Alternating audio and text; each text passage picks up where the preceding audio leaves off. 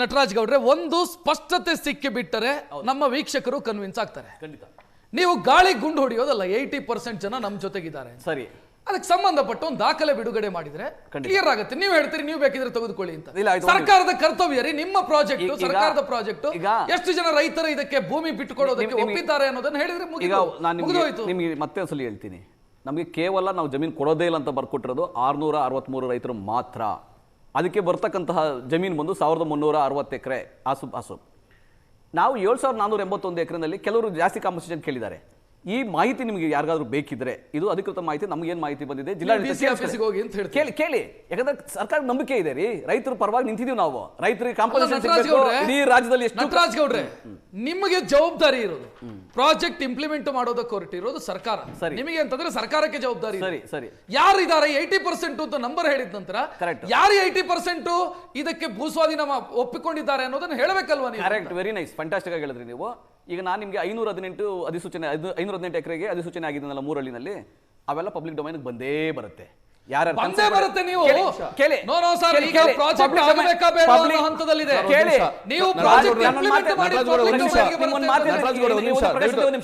ಒಂದು ನಿಮಿಷ ನಾನು ಹೇಳ್ತೀನಿ ಕೇಳಿ. 518 ಎಕರೆಗೆ ಏನು ಅಧಿಸೂಚನೆ ಆಗಿದೆ, ಅದು ಪಬ್ಲಿಕ್ ಡೊಮೈನ್ಗೆ ಇವಾಗ ಇಮಿಡಿಯೇಟ್ ಆಗಿ ಬಿಡ್ತಾರೆ.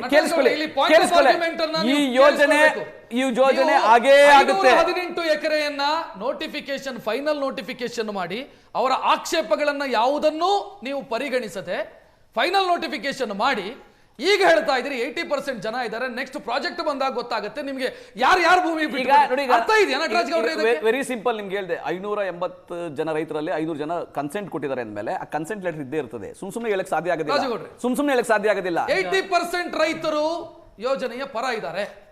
ಹಂಗಿದ್ದಾಗ ನಾವು 20% ವಿಚಾರ ಅಂತ ತೆಗೆದುಕೊಳ್ಳೋದಕ್ಕೆ ಬರಲ್ಲ. 100% ಕನ್ಸೆಂಟ್ ಯಾವ ಪ್ರಾಜೆಕ್ಟಿಗೂ ಸಿಗಲ್ಲ, ಈ ಪ್ರಪಂಚದಲ್ಲೇ ಸಿಗೋದಿಲ್ಲ. ರಕ್ಷತ್, ಇವತ್ತು ಕರ್ನಾಟಕ ರಾಜ್ಯ ಸರ್ಕಾರ 4 ಲಕ್ಷ ಕೋಟಿಗೂ ಅತಿ ಹೆಚ್ಚು ರೆವಿನ್ಯೂ ಕಲೆಕ್ಟ್ ಮಾಡಿ ಸರ್ಕಾರ ನಡೆಸ್ತಾ ಇದೆ. ಇಷ್ಟೂ ಯೋಜನೆಗಳಲ್ಲಿ ರಾಜಕೀಯ ಮಾಡಲಿಕ್ಕೂ ಅವಕಾಶ ಕೊಡ್ತಿಲ್ಲ, ಏನೊಂದು ಮಾಡಲಿಕ್ಕೂ ನೀವು ಅವಕಾಶ ಕೊಡ್ತಿಲ್ಲ. ಸರ್ಕಾರ ನೀಟಾಗಿ ನಡ್ಕೊಂಡು ಹೋಗ್ತಾ ಇದೆ.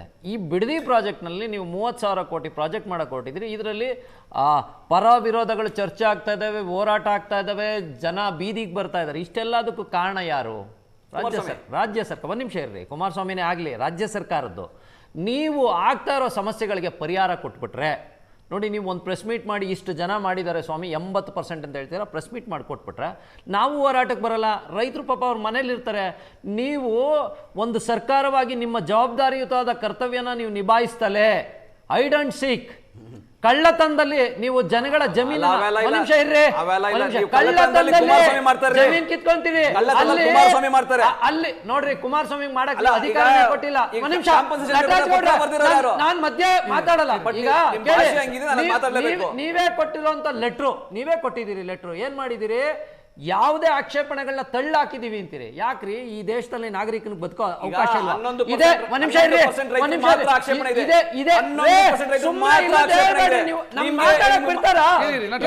ಕೆಟ್ಟ ಚಾಳಿ ಇದೆ.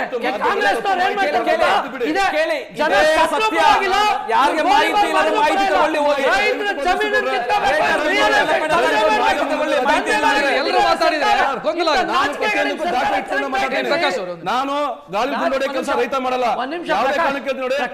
ಪ್ರಕಾಶ್, ಒಂದ್ ನಿಮಿಷ ಮುಗಿಸ್ಬಿಡ್ತೀನಿ. ನೀವು ಇಷ್ಟೆಲ್ಲದಕ್ಕೂ ಜನ ಬೀದಿಗಿಳಿಯ ಕಾರಣ, ಈಗ 1000 ಜನ ರೈತರು ಬೀದಿಗಿಳಿದಿದ್ದಾರೆ.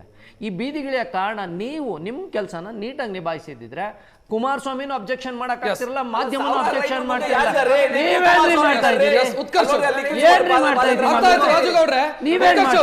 ಈಗ ನಿಮಗ್ ನಾನು ಪ್ರಾಜೆಕ್ಟ್ ಇಂಪ್ಲಿಮೆಂಟೇಷನ್ ಸರ್ಕಾರ ಯಾವ ರೀತಿ ಮಾಡುತ್ತೆ ಅನ್ನೋದ್ರ ಬಗ್ಗೆ ನಿಮ್ಮನ್ನ ಕೇಳಿದೆ. ನೀವು ಅಯೋಧ್ಯೆಗೂ ಭೂಸ್ವಾಧೀನ ಮಾಡಿಕೊಂಡಿದ್ರಿ, ಅಲ್ಲೂ ರೈತರ ಭೂಮಿಯನ್ನ ಸರ್ಕಾರ ಪಡ್ಕೊಂಡಿತ್ತು, ಉತ್ತರ ಪ್ರದೇಶ ಸರ್ಕಾರ. ಯಾಕೆ ನಮ್ಮಲ್ಲಿ SEZ ಆದಾಗ ಕೇಂದ್ರ ಸರ್ಕಾರ ಇವತ್ತಿಗೂ ಕೂಡ ಲ್ಯಾಂಡ್ ಅಕ್ವೈಸಿಷನ್ ಮಾಡ್ತಾನೆ ಇದೆ.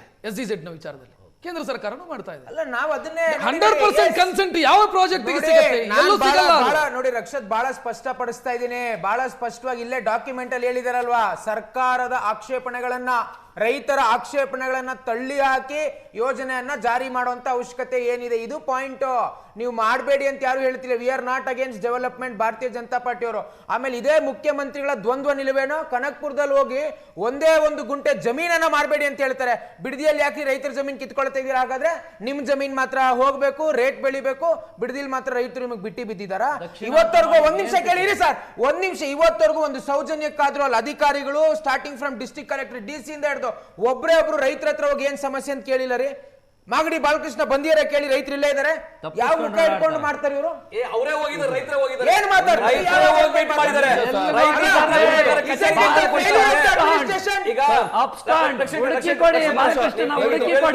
ನಾವು ಅಕಾರ್ಡಿಂಗ್ ಟು ಹುಡುಕಿ ಕೊಡಿ ಬಾಲಕೃಷ್ಣ. ಕಾನೂನು ಹೇಳಿದೆ. ಯಾವ ಕಾನೂನು ರೀ? ಕಾನೂನುಗಳೆಲ್ಲ ಗಾಳಿಗೆ ತೂರಿದಿರಿ ನೀವು.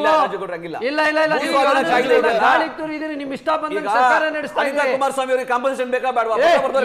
ನಮ್ಗೆ ಯಾವ ಕಾಂಪನ್ಸೇಷನ್? ನಿಮ್ಮ ಅಕೌಂಟ್ಗೆ ಹಾಕತ್ತೀರ? ಅವ್ರು ಕೇಳಿಸ್ಕೊಂಡ್ರೆ